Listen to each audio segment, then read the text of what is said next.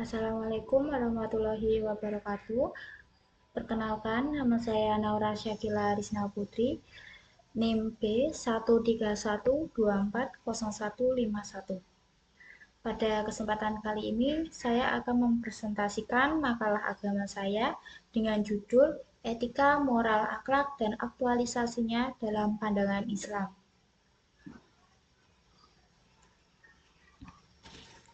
Pada materi ini, yang saya akan bahas yaitu yang pertama, apa perbedaan antara etika, moral, dan akhlak dalam pandangan Islam? Yang kedua, mengapa akhlak menjadi aspek penting dalam ajaran Islam? Yang ketiga, bagaimana aktualisasi akhlak dalam kehidupan sehari-hari? Dan yang terakhir, apa hikmah mempelajari ilmu akhlak? Langsung saja ke pembahasan yang pertama, yaitu pengertian etika, moral, dan akhlak. Etika, menurut Franz Magnus Suseno, adalah pemikiran kritis dan mendasar tentang ajaran-ajaran dan pandangan-pandangan moral atau akhlak. Dan menurut K. Bertens, etika adalah ilmu tentang yang baik dan yang buruk. Etika adalah ilmu yang membahas tentang moralitas atau tentang manusia sejauh berkaitan dengan moralitas. Dan menurut Amin Abdullah, etika adalah studi kritis tentang ajaran moral dan ajaran akhlak. Dari segi sifatnya, etika dapat dibedakan menjadi dua, yaitu etika deskriptif adalah etika yang sifatnya menggambarkan realitas, moral, atau akhlak yang terdapat pada suatu masyarakat dalam kurun waktu tertentu. Pemaparan oleh berbagai disiplin ilmu-ilmu tentang seluk-beluk moral yang pernah ada dalam kehidupan masa lalu merupakan ciri utama dari sifat etika deskriptif. Dan yang kedua ada etika normatif. Etika normatif merupakan sebuah gagasan yang berusaha menetapkan bentuk perilaku ideal yang seharusnya dipraktekkan oleh seseorang pada kurun waktu tertentu. Yang menjadi ciri khas utama pada etika normatif ini adalah penetapan nilai-nilai atas perilaku. Jadi, etika normatif tidak hanya berbicara akan bentuk moral atau akhlak, tetapi juga berbicara tentang nilai atas semua bentuk perilaku akhlak dan moral.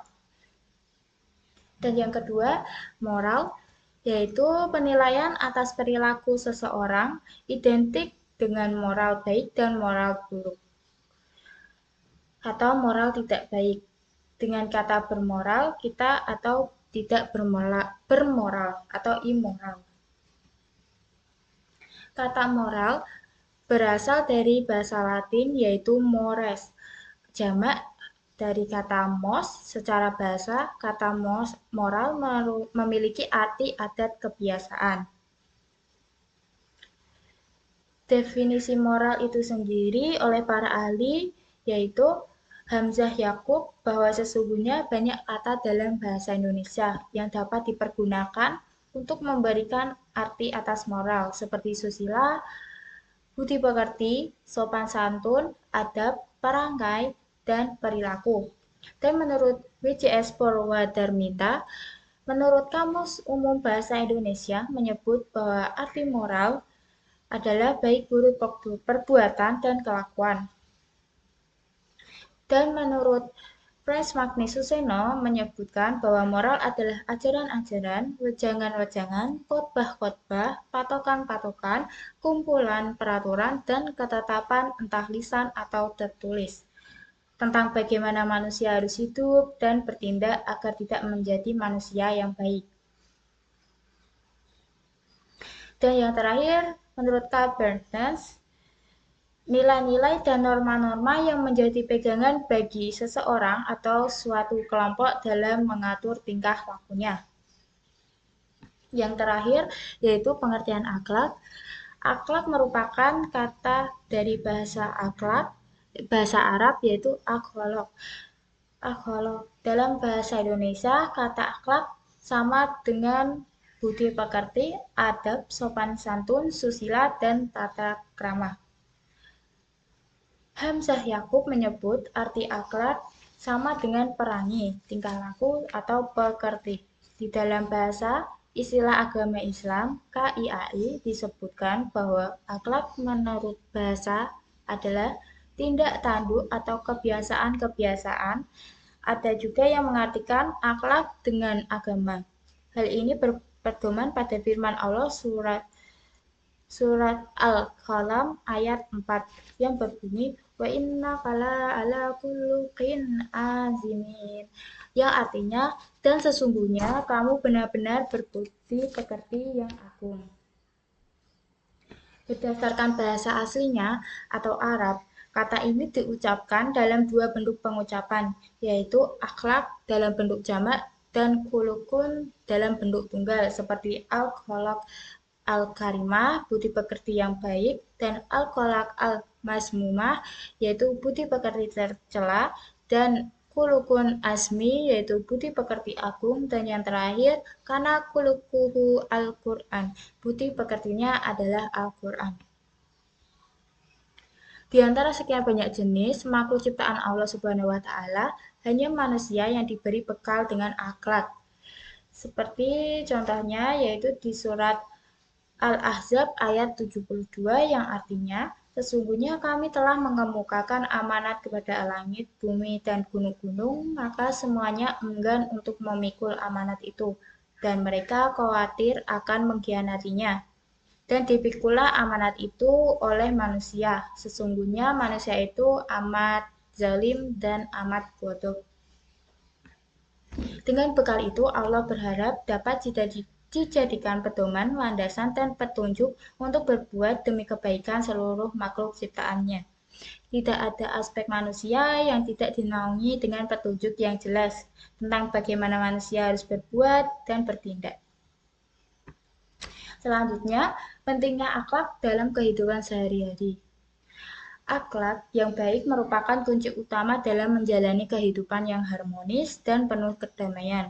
Dengan memiliki akhlak yang baik, kita mampu membangun dan menjalin hubungan yang positif dan konstruktif dengan orang lain. Hal ini berlaku dalam berbagai aspek kehidupan, baik dalam lingkup keluarga, masyarakat, atau lingkungan tempat kita bekerja. Selain itu, akhlak yang baik juga berperan penting dalam membantu kita untuk menghadapi serta menyelesaikan berbagai tantangan dan masalah yang mungkin kita hadapi dalam perjalanan hidup kita. Contohnya, dengan akhlak yang baik, kita akan lebih mampu untuk menghadapi serta menyelesaikan berbagai tantangan dan masalah yang mungkin kita hadapi dalam perjalanan hidup kita. Mampu untuk berpikir jernih, bersikap bijaksana, dan bertindak secara efektif dalam menghadapi berbagai situasi. Baik itu situasi yang mudah ataupun yang sulit. Yang ketiga, aktualisasi akhlak dalam kehidupan, yaitu yang pertama ada kepada Allah. Yaitu caranya mentauhidkan Allah, banyak berzikir kepada Allah, berdoa kepada Allah Subhanahu wa Ta'ala, bertawakal hanya pada Allah, dan yang terakhir berhusnuzon kepada Allah. Dan yang kedua kepada sesama manusia, yaitu contohnya merajut ukhuwah atau persaudaraan. Yang kedua ta'awun atau saling tolong menolong. Yang ketiga suka memaafkan kesalahan orang lain. Dan yang keempat menepati janji. Dan yang terakhir ada kepada sesama makhluk, yaitu ada dua. Yang pertama tafakur atau berpikir. Yang kedua ada memanfaatkan alam.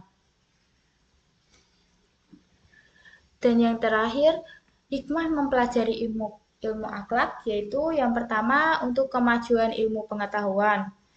Dan yang kedua, kemajuan rohani. Dan yang ketiga, kemantapan iman dan kebahagiaan akhirat. Sekian presentasi dari saya. Jika ada kesalahan mohon dimaafkan. Terima kasih. Wassalamualaikum warahmatullahi wabarakatuh.